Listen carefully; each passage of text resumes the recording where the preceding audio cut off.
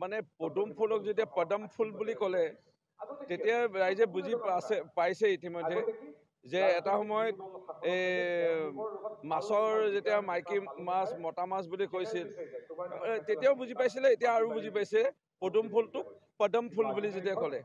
অৰ্থাৎ গৌৰৱ গগৈ আজিৰ তাৰিখত ৰাজনৈতিক প্ৰেক্ষাপটত তেখেতৰ কোনো স্থান নথকা নিচিনা এটা পৰিৱেশ আহিল। তেখেতে নিজে গম পালে যে কোন সমষ্টিৰ তেওঁ সাংসদ আছিল, সেই সমষ্টিৰ ৰাইজক তেওঁ এৰি ইতিমধ্যে বেলেগ সমষ্টিলৈ ঢাপলি মেলিব ধৰিলে, আৰু ঢাপলি মেলি পেলাই ইতিমধ্যে তেওঁ ৰোষত পৰিছে। তেওঁ সোঁ হাত বাওঁ হাত সকলো ইতিমধ্যে ভাৰতীয় জনতা পাৰ্টীৰ ডক্টৰ হিমন্ত বিশ্ব শৰ্মা ডাঙৰীয়াৰ সমৰ্থনত ইতিমধ্যে আগুৱাই আহিছে। শেহতীয়াকৈ গোলাঘাট জিলাৰ কংগ্ৰেছৰ সভাপতি দাদু টাইট ডাঙৰীয়া আমাৰ লগতো ফোনত বাৰ্তালাপ হৈছে। তেওঁ কৈছে যে এইটো মানুহৰ লগত বোলে ইমান দিনে এনেই থকাৰ দৰে হৈছিল। আজি এই মানে দাদু টাইট ডাঙৰীয়াৰ পৰা আদি কৰি কেইজন ইতিমধ্যে যোগাযোগ কৰি আছে। খুব কমটি সময়ৰ ভিতৰত কংগ্ৰেছৰ ব্যাপক খহনীয়া হ'ব, ভাৰতীয় জনতা পাৰ্টীত যোগদান কৰিবলৈ গৈ আছে অসমৰ বিভিন্ন প্ৰান্ততে।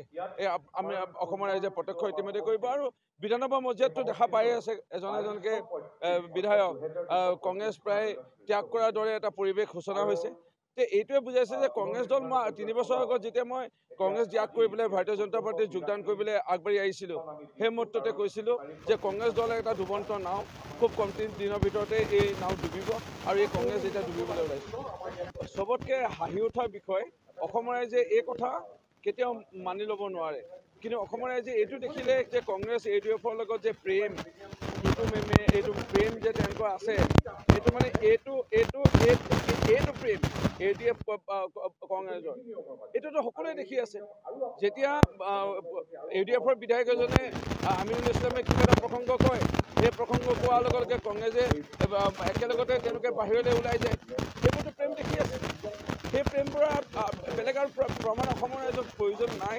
সেইকাৰণে ভাৰতীয় জনতা পাৰ্টীয়ে প্ৰত্যেকবাৰে কৈ আছে যে আমি অসম গণ পৰিষদ, UPPL, গণশক্তি, ৰাভা, বড়ো, তিৱা, ঠেঙাল, কছাৰী এই লোকসকলক লৈ পেলাই, খিলঞ্জীয়া মূলৰ লোকসকলক লৈ পেলাই আমি অসমখনক আমি আগুৱাই লৈ যাব বিচাৰিছোঁ। আমি কেতিয়াও আমাৰ এই সস্তীয়া ৰাজনীতি আমি কৰা নাই, আৰু আমি সস্তীয়া ৰাজনীতি কেতিয়াও কৰিব নিবিচাৰোঁ।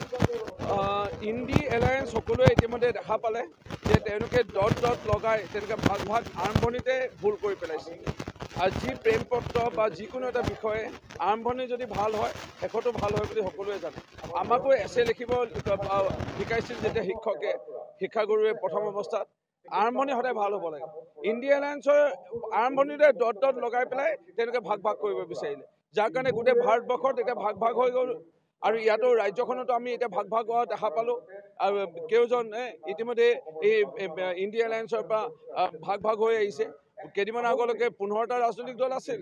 সিদিনাখন সংবাদ মেলত ভূপেন বৰাই ক'লে যে 13টা ৰাজনৈতিক দল উপস্থিত আছে।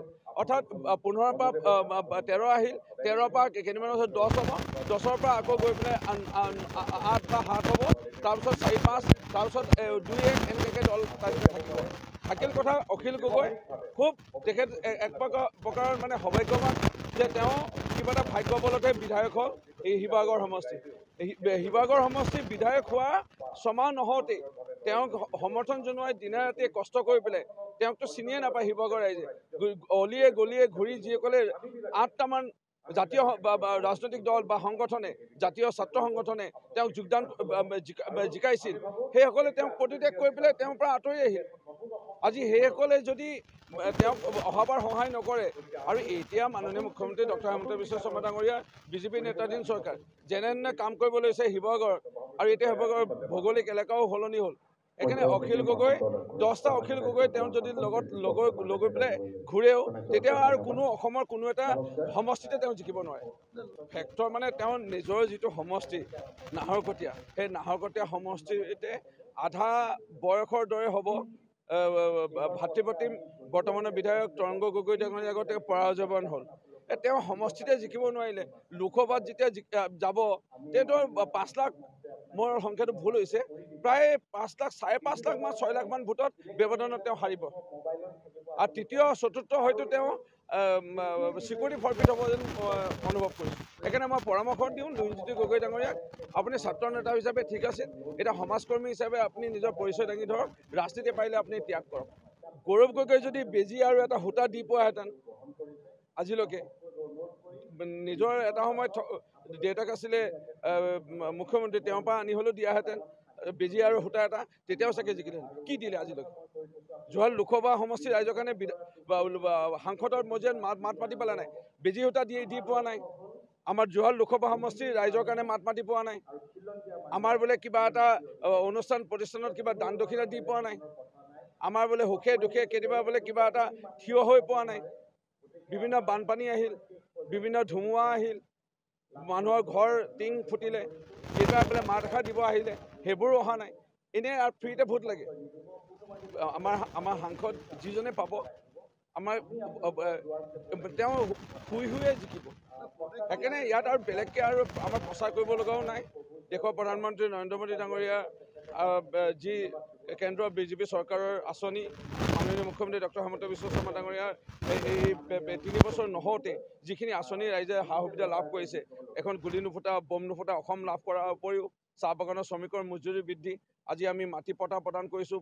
দেশৰ স্বাধীনতা হোৱা 75 বছৰত 60 বছৰতকৈ অধিক কাল, প্ৰায় 70 বছৰে কংগ্ৰেছৰ চৰকাৰ আছিলে, মাটি পট্টা প্ৰদান কৰা নাছিলে খিলঞ্জীয়া মূলৰ লোকক। এইখিনি ৰাইজে যি পাই আছে, ৰাইজে এতিয়া আৰু বেলেগ ৰাজনীতি লৈ পিনে চকু নিদিয়ে মোৰ দিয়া বিশ্বাস। এইবোৰ আৱেগিক কথা কৈ লাভ নাই। অসমীয়া ল'ৰা চবেই, ময়ো অসমীয়া ল'ৰা, আপুনিও অসমীয়া ল'ৰা, আপুনিও অসমীয়া ল'ৰা, আপুনিও অসমীয়া ল'ৰা, চবেই আমি অসমীয়া ল'ৰা। ইয়াত কাম কৰা মানুহ লাগে। আৰু ভৱিষ্যত কি হ'ব? কেন্দ্ৰত চলি আছে বিজেপি চৰকাৰ, দেশৰ প্ৰধানমন্ত্ৰী তৃতীয়বাৰৰ বাবে বিজেপি চৰকাৰ হ'ব। মুখ্যমন্ত্ৰী ডক্টৰ হিমন্ত বিশ্ব শৰ্মা ডাঙৰীয়াৰ চৰকাৰ আৰু 2 বছৰ 2 মাহমান আছে। এইটো সময়ত বিজেপি কেন্দ্ৰ, বিজেপি ৰাজ্য, বিজেপি সাংসদ, বিজেপি বিধায়ক, বিজেপি জিলা পৰিষদ, বিজেপি পঞ্চায়ত, সকলোতে বিজেপি থকাৰ পিছত এতিয়া কংগ্ৰেছক ভোট দিলে লাভ নাই, জানি